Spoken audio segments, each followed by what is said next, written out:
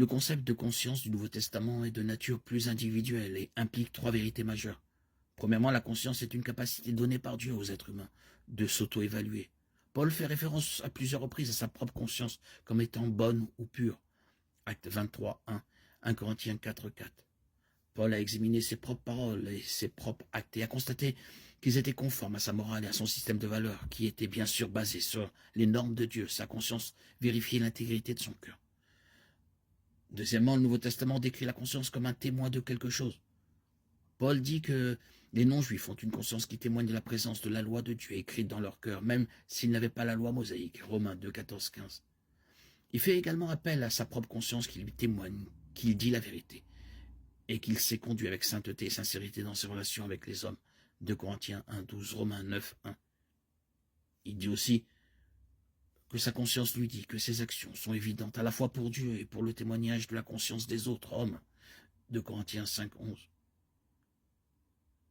Une autre référence à la conscience dans le Nouveau Testament est celle qui est marquée ou rendue insensible, comme si elle avait été cautérisée avec un fer rouge. 1 Timothée 4, 1, 2. Une telle conscience est endurcie. Elle ne ressent plus rien. Une personne dont la conscience est marquée n'écoute plus ses incitations et elle peut pécher sans retenue, se faire croire que tout va bien dans son âme et traiter les autres avec insensibilité et sans compassion. C'est à cette dernière fonction de la conscience que Paul s'adresse dans ses instructions concernant la consommation de nourriture sacrifiée aux idoles. Il explique que, puisque les idoles ne sont pas de vrais dieux, ça ne fait aucune différence que de la nourriture leur ait été sacrifiée ou non. Mais certains membres de l'église de Corinthe étaient faibles dans leur compréhension et croyaient que de tels dieux existaient réellement.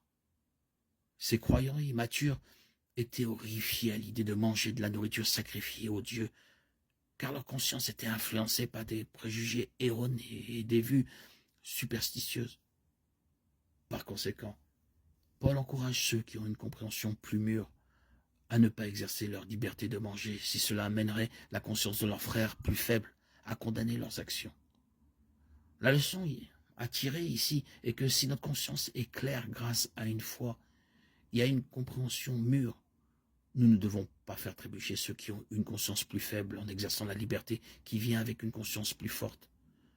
En tant que chrétiens, nous devons garder notre conscience claire en obéissant à Dieu et en maintenant une bonne relation avec lui. Nous le faisons en appliquant sa parole, en renouvelant et en adoucissant continuellement notre cœur. Nous considérons ceux dont la conscience est faible, les traitons avec amour et compassion chrétienne.